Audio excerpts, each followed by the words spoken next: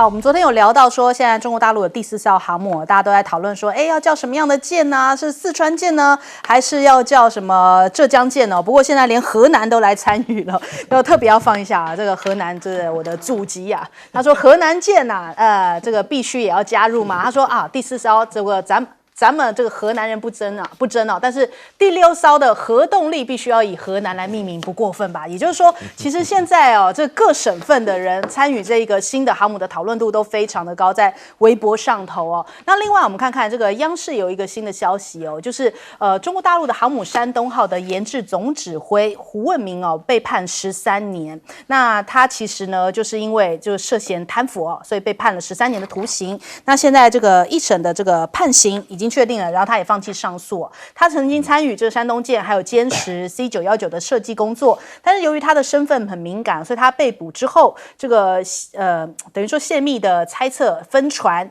所以呢，他被控的罪名并没有包含泄密那但是呢，我们看 CIA 就讲说，他们在中国大陆的情报网被清剿了，这个10年恐怕难以重建美国的前官员连说了3次可怕，他们说这10年前 CIA 在中国的县民的情报网被围剿，现在仍然难以重建使得美国对于习近平以及他的核心圈子针对台湾的一些相关问题的秘密商议了解有限。因此呢，他们一个前美国的高官在谈到此事的时候，连说了3次的可怕就还说，怀疑此后是否能够有很大的恢复。但是呢 ，CIA 是不是有一点客气了？因为竟然被发现到这个中国大陆的国家安全部说，有这个包租公举报有诡异的绿光，就是李某呢，他租给境外某公司的房子从来没有人住，结果屋子里老是散发出来绿光于是他就向这个中国大陆的国安机关反映，经过调查，这个滨海的高档小区呢，如果借助一些专业的设备，能够远距离观测到对面的某海军基地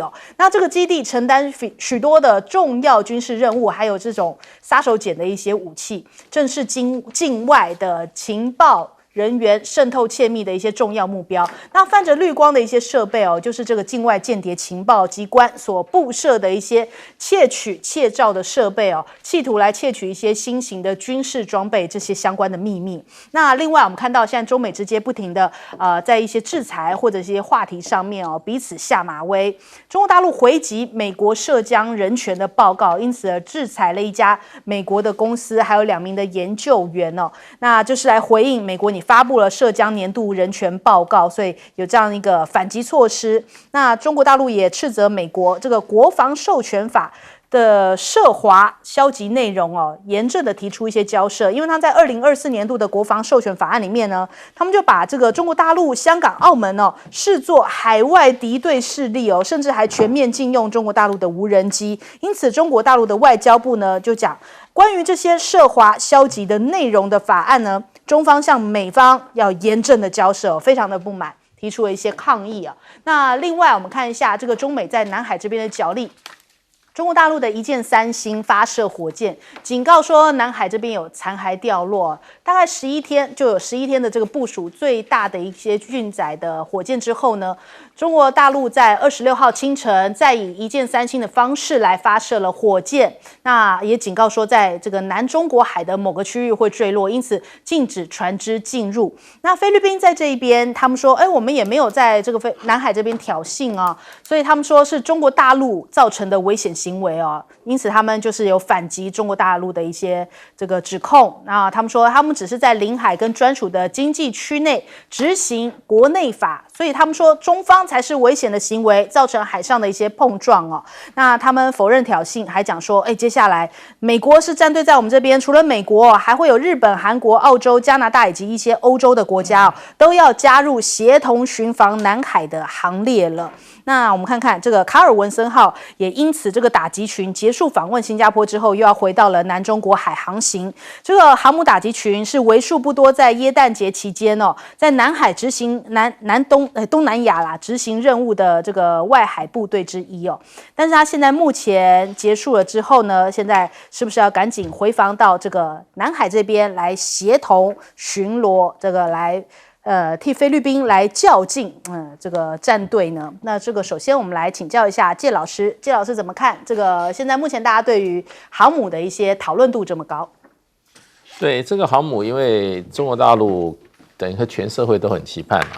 所以在他还没有，这是讲第4艘了，第3艘已经定名是福建号了嘛，所以辽宁、山东、福建。那第4艘现在还没取名。那现在整个社会很多网友啊，就热心就已经在探讨这一艘。河南舰有可能应该叫什么？对，河南舰，因为这里面很多还有四川啊，四川也被提到啊。四川他说，因为四川在抗战的时候，川军啊出川作战，贡献绝伟啊。那河南也跟你讲，河南人这个在中国的这个抗日战争里面啊，也这个四处征战，扮演这个很重要的角色。当然这个就变成这种都见仁见智啊。当然网民大家都有很多说法啦，对啊。所以这个你看，这个很有河南人的个性。说第4招 M 就不争了啊，不过第5招要认真一点啊，就必须以河南为名啊。所以先礼让一下。中原文化就是看得很远，对，这一招就算了，下一招你一定要用我的就可以了。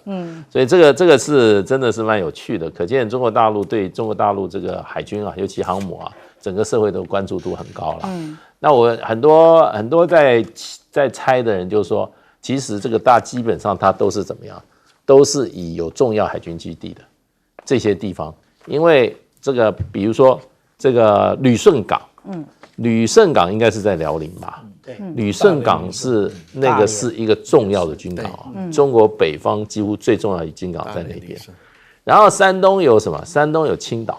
青岛也是重要，那是天然良港啊。对，德国人当时要租借山东的时候，不是租借，强抢山东的时候，在中国沿海绕了好多年，就发觉那个地方天然港阔水深，天然良港，那就是这个青岛入列，那边山东号。你知道我们在台湾的海军有两大这个出身，在台湾的海军哈，中华民国海军，一个就是山东青岛的。一个就是福建马尾的，这2个在中国的近代史，一个北洋舰队，一个南洋舰队啊的基地啊，所以再加上福建马尾，你知道是中国第一个造船长，海军当时清末的这个萨镇兵啊，那个萨氏家族啊，那就是在福建马尾，所以在今天中华民国的海军，台湾中华民国海军里面有山东人很多，还有就是福建人很多，这个是有历史传承的。是，所以它前3艘舰的这个，它的这个取名都是有它历史背景跟缘由的啦。那我刚刚讲了，辽宁对，旅顺，对不对？然后山东青岛，然后呢，这个福建马尾造船厂啊，福建的海军官校，这个水师啊，清朝的水师都在那边开创。这个。我们这个小舰长最清楚了，因为他是海军官校的这个高材生。那这些第4个也有人就猜是海南岛，猜海南岛原因，因为海南岛玉林港是中国最大的怎么样航母基地啊，航母水下部队的话，那可是一个现在水面就是说海军作战的一个重点啊。海南已经命名过了，哦，海南号那个075 275攻击舰，075攻击舰，对，075是这个2栖攻击舰，4万吨的，对。那所以这个命名战争，我觉得还会讨论一段时间呢。那这个间谍战啊，事实上哈，你要知道美国 CIA 的它有多大的经费嘛？数百亿美元呢。它不是只情收啊，它还做什么？它还要颠覆。还要制造别的国家的内乱，他还有正规的部队在外面打仗，所以你说今天中国大陆要跟美国来竞争，如果控制不住美国的这个 CIA 的话，那是很困难的。所以他这个讯息CIA 这样放出来的话，你可见中国大陆对 CIA 有多大的这个警惕之心啊。好，接着，我们海军官校的校歌开头的第一句话。叫做南墙北墙共聚一堂，那就是刚刚那个介大使讲的那个我们当初迁台之前的2所海军官校的部分啊。那至于说那个刚刚翟轩替河南拉过票，小舰长的籍贯是河北静海，所以小舰长要帮河北拉一票。我们这边河南2票啊，我跟大使河南是2票，2票。那我们讲到说有关于这个在军港附近的这个绿色的雷射的绿光啊，其实这就是出现在那个夏威夷岛的今年1月28号出现的这个绿光啊，其实它是什么？它是532奈米的雷射光啊。那这个雷射光呢，事实上它可以进行测距，而且它可以有效的穿透那个水面啊，然后来侦测水下的部分。那它到底是在哪一个位置呢？其实我们如果看这一篇新闻的话，他并没有讲，但是小舰长来当然要破案啊。那这个地方在哪里？这个地方就在三亚的亚龙湾。为什么这么讲啊？这是2019年的5月的一个路透社的一个报道啊，就是海南岛南方海岸，事实上它是潜舰基地，这就是亚龙湾啊。我们从这下面的图可以看到啊，那这个是他们的核动力的弹道飞弹潜舰啊，那可以看得非常清楚，甚至它上面的雷达以及它的这边下面这边，它其实是一个洞口，也就是它的潜舰可以靠泊在那个洞窟里面啊。然后解放军当然知道有这个可能被发现的一个征收的一个问题啊，所以他晚上呢，他都用非常多的小艇带着强力的聚光灯，所以现在才改成这个雷射啊，就是这一些可能是欧美这些国家的情收。那当然啦，既然破案就要有地图啊，这就是亚龙湾的潜舰基地啊。这副对面有什么？这对面有万豪酒店、希尔顿酒店，还有卡尔顿酒店，这全部通通都是酒店，这都是海景第一排。可以看得非常清楚，但是他们想要看得更清楚，所以采用了532奈米的绿色的雷射。这一件事情既然在大陆发生，台湾我们国军也要特别的有所警惕。好，请教申峰哥。是这样子的，我简单的几个话给大家参考。第一个，情治单位对外公开的话，你就半信半疑。他真的完全被破坏了，然后10年的成果都被破了，真的是这样，他不会收。这里面有几分真几分假，这就是对情治单位讲的话，你听一听。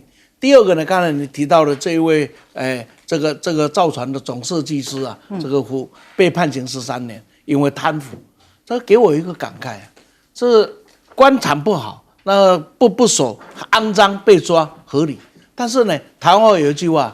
有的人会食搁会做啊，有的人是未做啊，做到这啊，民进党就迄阵啦，干那会食未做啊，未做搁做到这呢。啊，这点人哈，你说像大陆的高铁，就当时的铁路部长一样嘛，他最后也是贪腐被抓了，但是整个的高铁系统没有那样一个有能耐的人，他也做不出来。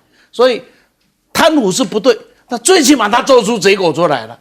那我们这边呢，是只有贪，什么结果我没有做出来，这是更令人生气的地方。第三个呢，菲律宾呢，我们来看这标准的碰瓷行为啊。什么叫碰瓷？这是大陆的，应该大陆人就比较清楚。我车子开过去，然后有一个人跑过来啊，然后说我被你撞到，自己跌倒啊。你不觉得菲律宾的干法就碰瓷？所以最后我还敢讲一句话，菲律宾说。这个什么英国啦、美国啦，还有澳洲等这些国家会跟着他们一起巡防南海。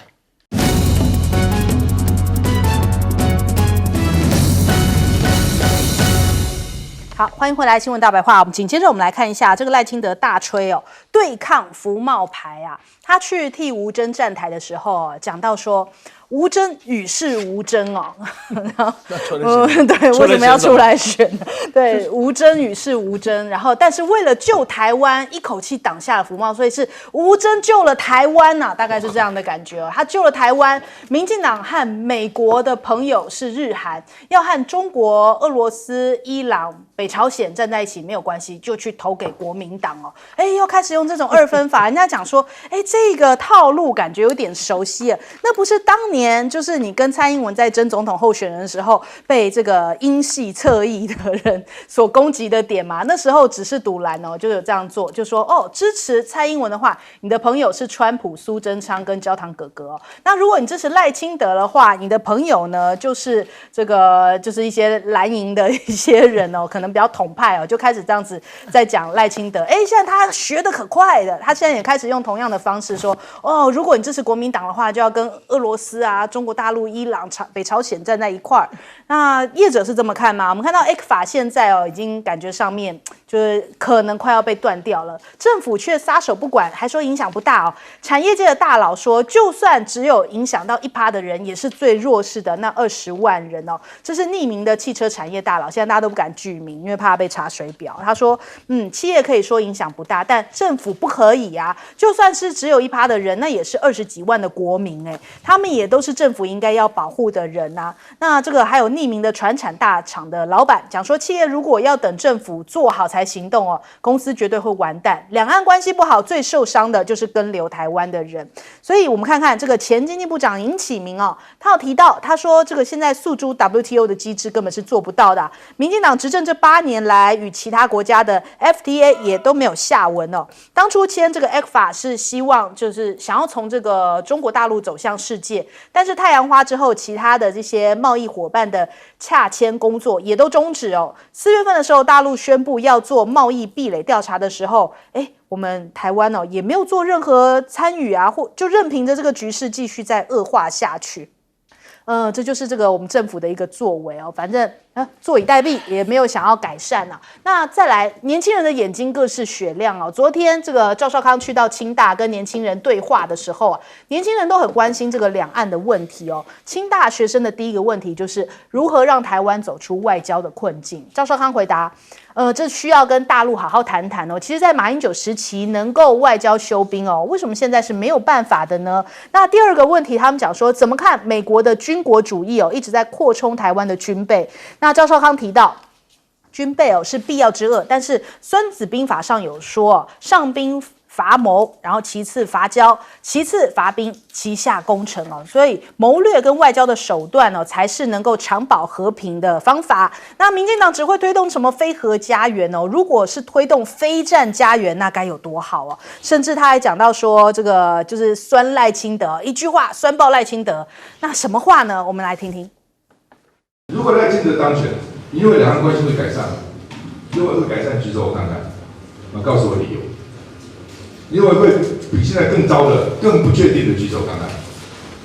就还是比较多。现在已经是这样，将来赖清德台独的这个什么工作者，赖清德不是后来讲的我是务实台独工作者，他之前就讲过我是台独工作者，而且我在任何职位上不会改变。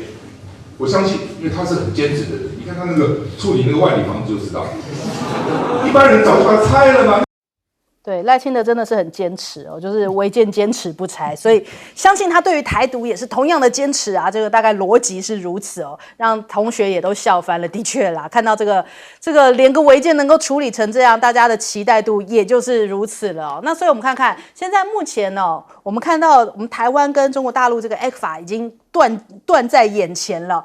但是政府没有任何的作为，可是你反观美国跟中国大陆之间的经济交流，反倒还一直就是大家会互相就是开一个巧门，开一个口来对话。美国还延长了429项中国大陆进口的商品关税豁免期，要到明年的5月底哦。这是美国的贸易代表的办公室，他宣布要延长这个包含了一些工业的用品啊、电动引擎啊、汽车零部件、化学品、家电。那当然呢，中国大陆也采取了相对应的措施就是宣布将美国输往中国大陆的部分商品的关税豁免延长到这个2024的7月31。这个中美之间尚且有这样子的沟通，但是我们台湾倒是非常的硬气就是断就断，有什么了不起吗？是这样子在看待吗？我们先来问一下申峰委员。台湾很厉害啊，厉害啊，连美国都要跟中国大陆要妥协了，我们台湾是不妥协的啊。美国算什么东西啊？在台湾的眼里，美国根本就是小蚂蚁一只啊！但是很抱歉了，我们看到蚂蚁的是跪下去的。我们驻美代表处叫做跪美代表处啊，你不是这样吗？我们根本就是集体在欺骗，是吧？我就刚才想到那边什么叫做什么无什么差争的那个骄傲，说他挡下了胡帽，我就刚才一直在回想，你知道吗？在太阳花学运的时候，好像我不知道有这一个人呢，这一咖从哪里冒出来的？怎么忽然一下都变英雄了？哎，林慧婉，你该抗议耶！你那跑在前面，这咖子对他造出来，大家都在讲谎话，然后呢骗死人了，不要缴税金。假如讲谎话跟骗人要缴税金哦，我跟你讲，民进党的这些家伙早就破产了，因为被罚款罚得不得了，因为根本就假话嘛。一个话不要，你已经执政快8年了，就把他干掉啊！你叫什么呢？啊，然后呢，我们的农产品一有问题被挡的时候，就出来哇哇叫。你应该讲啊，谢谢你把我挡了，我本来就不想卖你，是不是应该这样讲才对？啊，你叫什么？还要到 WTO 去控告？到现在为止告了哪一件？没有一件可以告得成，因为大陆对台湾是让利的。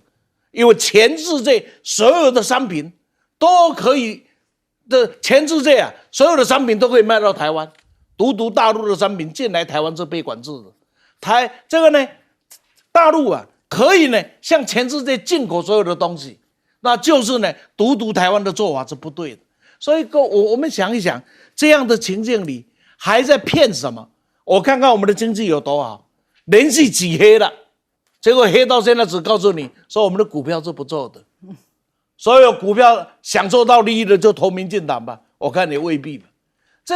这样子的一个欺瞒的行为，到了现在还在继续骗下去。台独到底行不行？民党告诉我们行不行嘛？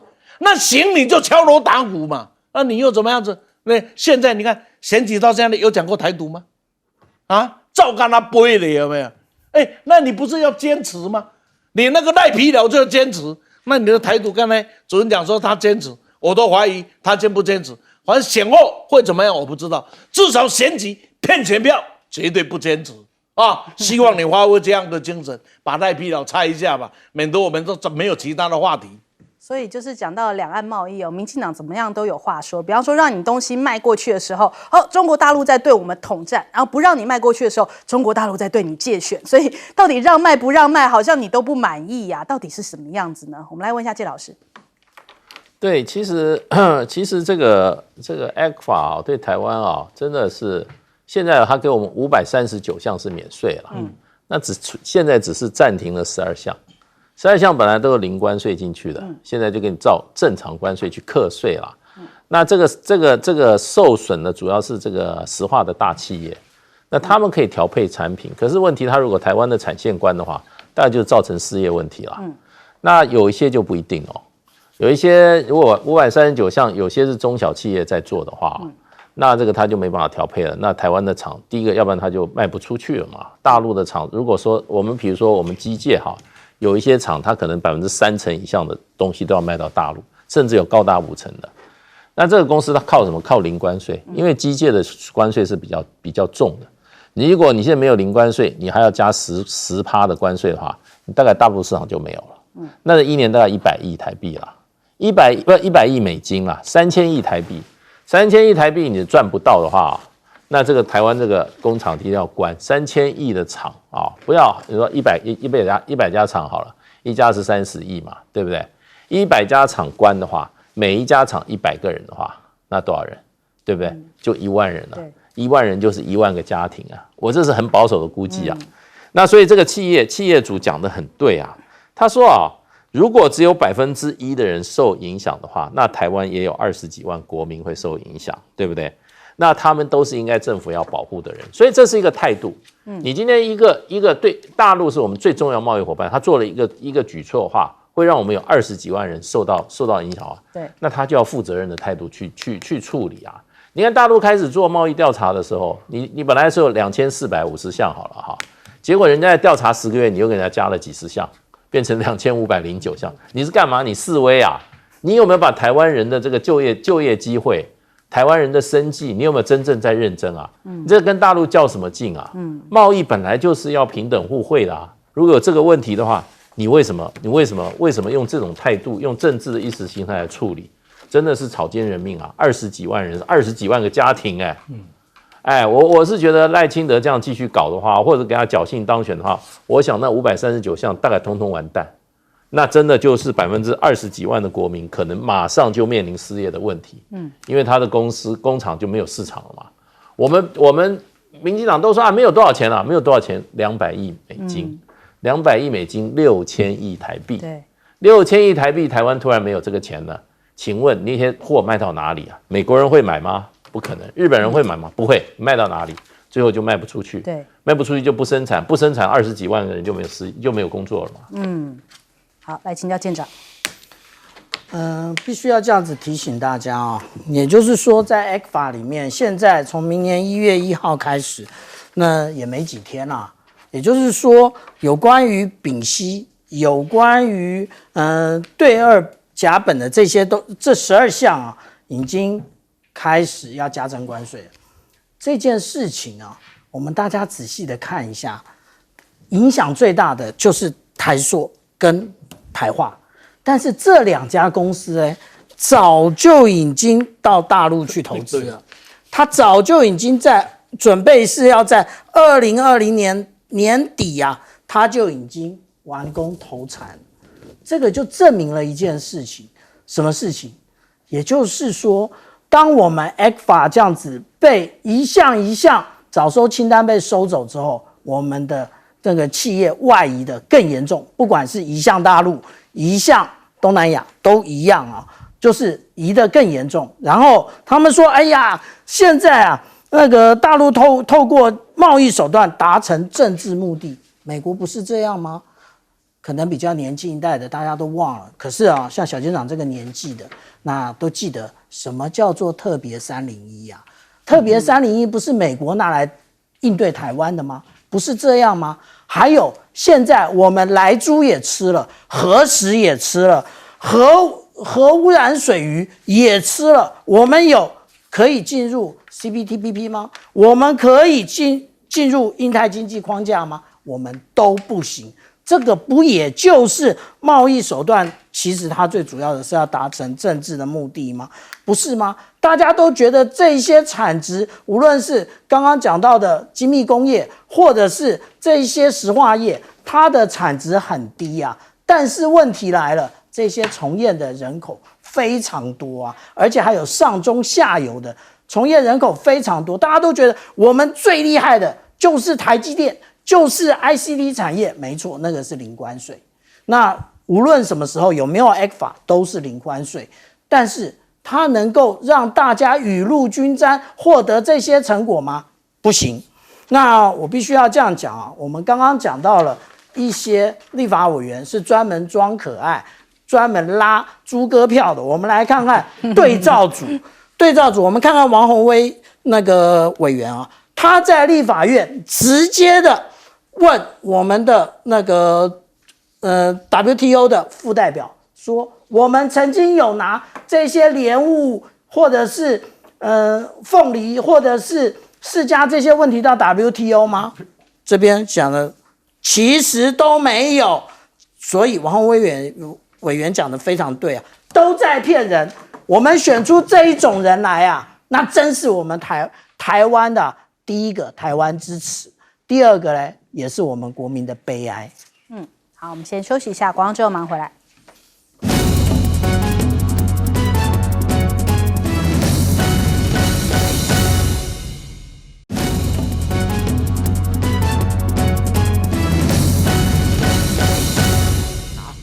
欢迎收看《新闻大白话》，我是主持人翟轩，马上来欢迎一下这个阶段加入我们讨论来宾，前立委李胜峰。主持人好，大家好。前大使谢文吉。翟轩好，各位朋友大家好。前海军舰长吕礼吃。主持人好，各位观众大家好。好，我们来看一下这个赖皮寮哦，还在持续，这个风波还在失血呀。有网站哦，就粉专绿茶婊就捞出来说，这个赖清德哦，明明11月份的时候接受节目专访说，就欢迎大家，就是这个土地哦，任何人都可以进来，怎么后来不是呢？我们先来听一下他当初的讲法。对，我们家也没有庭院啊，我们是把周边这个土地给它绿美化，任何人都可以进来啊。今天呢，其实来到现场的后面的花园要看一下，可以逛吗？可以逛，可以逛。那是私人，可以逛。维安来了，维安来了。这是我们啊，对，维安来了。土地，哦，私人土地。啊，这违建呢？这张球啊嘛，这是违法的嘞。无啦，违建是违法的，我讲的嘞。啊，是不是违建？嘿，咱爱讲公道话啦。嘿，对。嘿，你讲实在话应该爱讲。啊，你做一个单位啦？我唔是做单位，我是中华民国的国民。对，所以事实上呢，讲是一套，然后实际上又是另外一套。说任何人通通都可以进来，我们哦好像是很佛系哦，只是把周边的土地给它绿化美化。但是呢，真的实际上要进去的时候，我们看到这个邱毅前委员哦，然后跟毛嘉庆一起要去的时候，马上维安人员过来挡住哦。所以网络上面大家就在酸呐，你还相信民进党吗？任何支持民进党的人才可以进来哦。这个赖皮鬼是不是说谎也是一流的？因此，网友还在持续创作这些赖皮寮的梗图啊，比方说万里哭哭寮，全台最新观光型免税违建哦，独创台独金孙龙行健康步道，然后呢，捷运板南线市府站转1815路哦，区间车于专场下车步行15分钟，联络电话。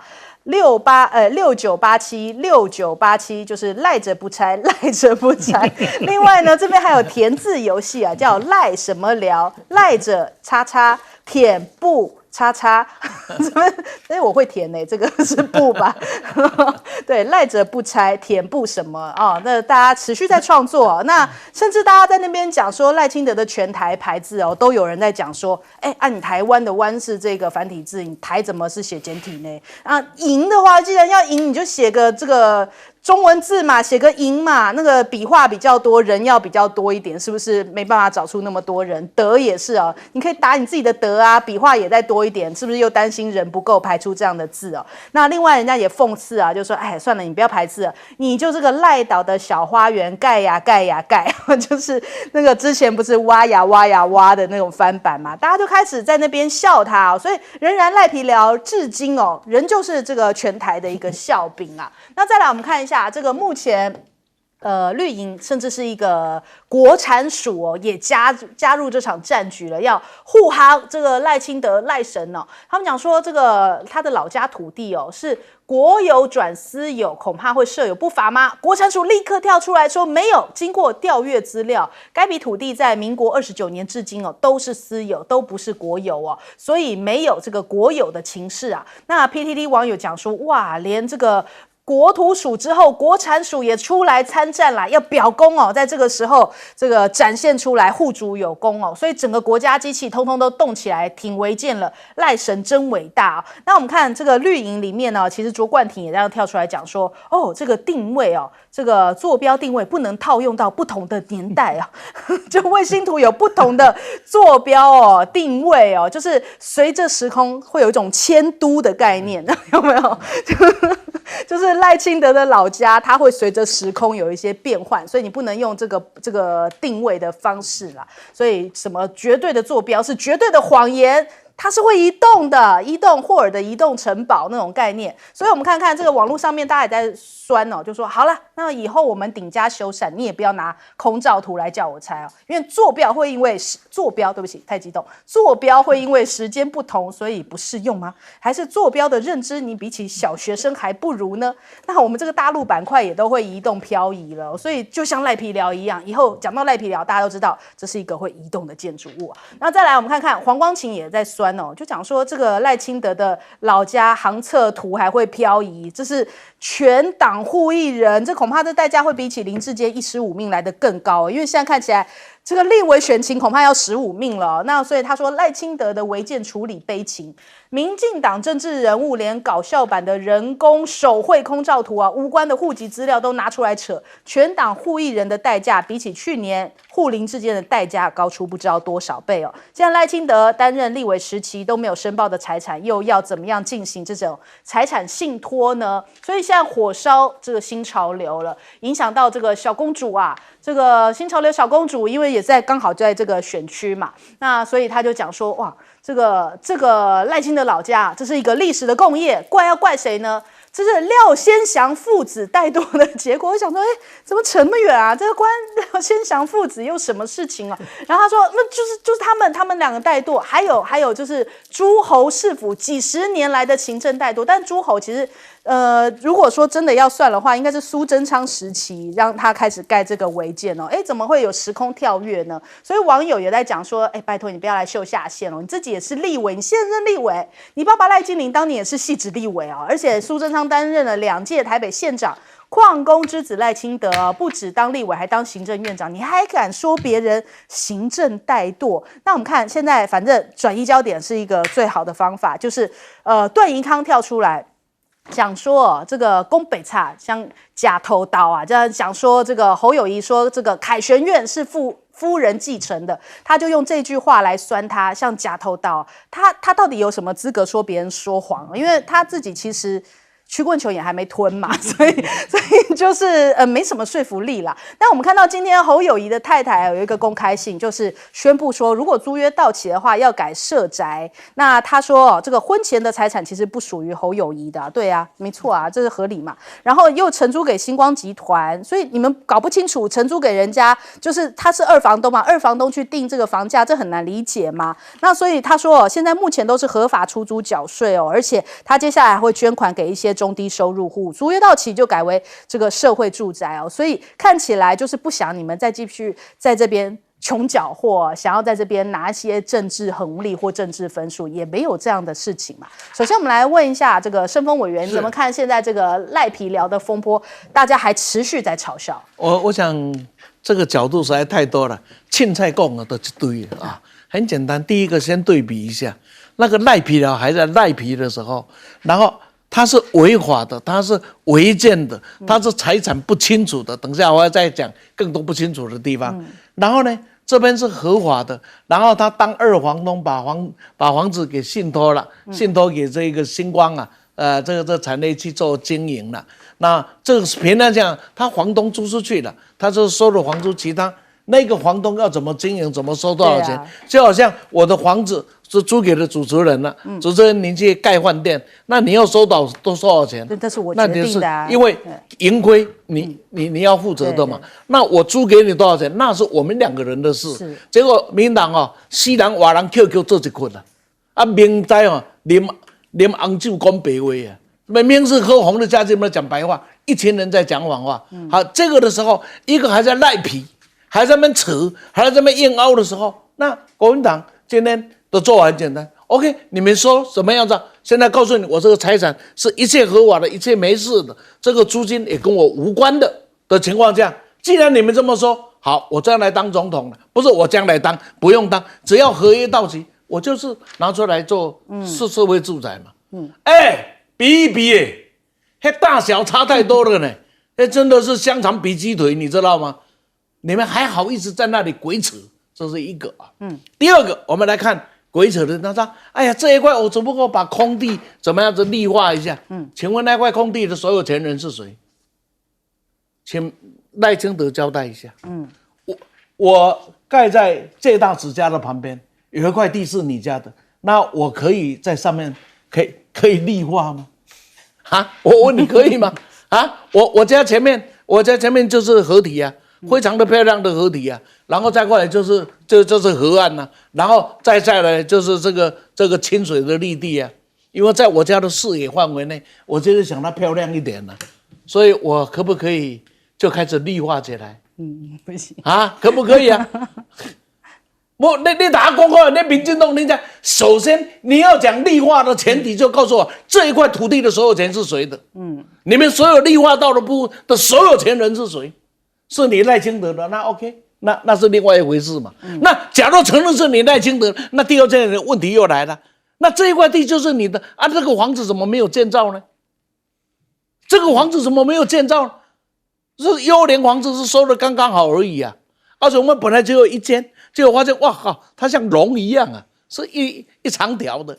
那这一个完全没有建造的房子可以赖在那里，你姓赖真的赖得真好。这个呢，台湾和这赖啊，这赖在那里，英文叫赖，就是笔插在那里，有没有？不是我很不喜欢拿人家的名字来开玩笑，但是你就是做的让大家来开你的玩笑嘛。所以现在要讲那一块地啊，我绿化先告诉我那一块地是谁的，所有权人是谁，而且一直盖哦，还盖到下面哦，不要忘记哦，不是只有旁边哦，还下面还有挖水池哦，还有鲤鱼哦，你以为靠这一栋房子可以选上总统？这一栋房子才是你真正最大的烂笔。第三个就是一个党的堕落啊，从这件看得出来。当林志坚抄袭的时候，全党挺林志坚。那现在当赖皮还在那赖的时候，全党怎么样子？全党还在挺，这样子的一个情境，怎么还混得下去呢？所以呢，说你赖，说你英文的赖，那刚刚好而已。又说谎，又北山，然后又赖皮，这样子还不下台？先不要讲民进党8年的烂政了，就看你这样的烂表现，不下台啊，都没有公理啊。好，来请教介老师。我想我们刚刚那个已经罪证确凿了，人赃俱获。这个民进党总统候选人赖清德公然撒谎。他说我们只是把这个土地去做绿美化，任何人都可以进出，任何人都可以进来。就为什么比特王区进不去？然后那个去阻止还说对不起，这私人土地。对啊，那到底那个庭园是谁的呢？对，是赖清德讲是他们去把那个庭园那个土地绿化嘛，对不对？那别人的土地他干嘛去给他绿化呢？对啊，到底你有人会这么笨吗？去绿化别人的土地？那块土地到底产权是谁的？对，可是他土地200多坪，到底有多大？包括在哪？如果那个土地现在距旁边的那个就是他们的土地的话，那赖清德不是双重说谎吗？对不对？对不对？那你说任何人都可以进来，那今天人就进不去啊？那请这个赖清德，你贵为副总统可以这样公然撒谎吗？对啊，你如果有理由出来讲一讲吧，不要老是躲起来，都不敢去面对这个我们现在人赃俱获人赃俱获。那你把这个，其实侯友宜他太太这个房子在上次他选这个县长的时候，就已经民进党已经使出全力了，结果就是全部都是污蔑的嘛。他有什么不对？对，有什么不对？他今天在那边出租的房子有超过那边的市场行情吗？好像没有啊，没有超出那边市场行情啊。而且现在他是已经怎么讲？已经是把它整个出租给星光公司，星光公司是有权决定这个房租的价格嘛？对，那依照市场的需求，它贵了人家就不会去租，对，便宜人家就会他可能会赔本，不知道。可是呢，这个价钱是由市场决定的，它不会定一个价格都空在那里没有用嘛？对，其实这个房子没有被这个民进党炒作的时候，它是完全是租给文化大学的学生，是给文化大学一个生活上的学生一个便利的。那现在这个房子听说除了给学生以外，外面人也都可以去住，对，所以变成他就因为星光它是盈利单位啊，对不对？他已经让星光承租了这整个他自己错手机，这个房子不是侯友宜的，是侯友宜太太，不是他们结婚以后才买的共有财，就是他结婚以前娘家带来的，对。那另一方面就是说，这个房子第一个不是违建，第二个从来没有逃漏税，水电也都是全部都是合法的。那你还有什么好说呢？任何人他自己的这个他自己配偶不能拥有财产嘛？对，而且他现在决定了50户收入都要捐出来了，然后将来以后呢，租约到期，整栋要改为社会住宅。你赖清德连个违建都不愿意拆，那你把它捐做社会住宅好不好？你起码做得漂亮一点嘛。违建不拆，然后旁边的土地不清不楚，又撒谎。结果到最后找了22个宪兵去，22个床垫嘛，去给他看守那个他儿子的空房。这个跟他前面的讲都，而且这个都是真的是无法接受的这种说谎、侵占公款，然后呢还爱占这个把这个矿工一起拉下来，真的是这个行为太过恶劣了。我补一下，那个什么卫星定位啊，说会走位会干什么？哎呀，我现在才知道。原来台湾我们这几十年发生地壳大变动，你知道吗？但是我们都没有感觉，只有民进党有感觉怎么这种谎话你都说得出来？我真佩服你不要脸到这种程度。没有，我们全台都没有变啊，只有那个赖清德的家会变，会飘这样子。所以当然，现在大家如果要去那个就是赖清德所说的那个被绿化的那个花园是已经可以去了，因为现在所有的这些国安人员都已经撤掉了，所以真的已经可以让大家去里面逛一逛了。我们来问一下舰长，事实上来讲，坐标系统会不会跑掉？会，但是只有在一个国家发生，就是中国大陆。为什么？因为它的定位系统跟别的国家都不一样。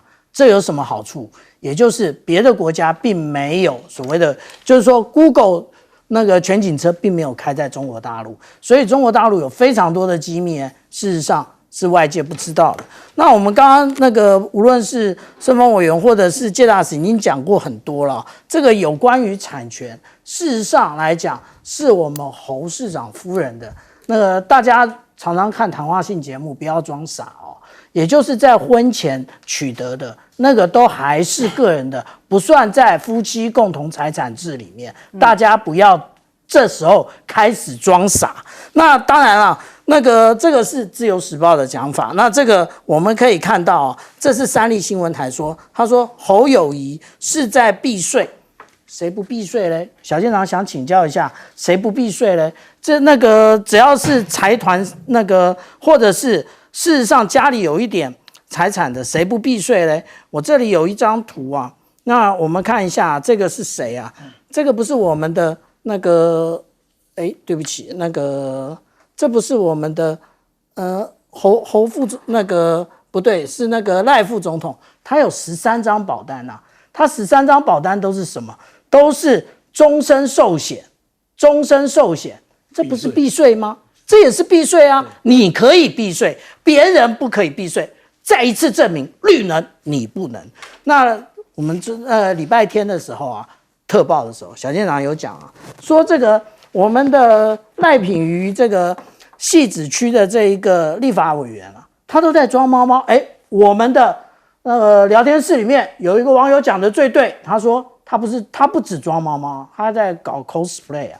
对，我就问一件事情，你今天贴在脸书上面，你扯廖先祥，好，你扯廖先祥，我就把你自己的这篇公文拉出来看，你这篇公文到底是你一上任就开始吗？没有啊，民国112年啊，民国112年是什么时候啊？是今年啊，是今年要选举的时候，你才想起来，原来这是地方，就是说这个基层矿工居住的问题，你才想起来啊。而且你扯廖先祥他是议员啊，那你发文给谁啊？你发文给经济部矿业局，这是你立委的职责，本来就该你做的，你做来做去还嫌来嫌去啊。那如果你真的很闲，觉得这个工作太累，你让给别人做嘛，不是这样吗？那接下来我们来看啊，如果我们的立委啊都只会装可爱，不然呢就是拍这种艳照啊！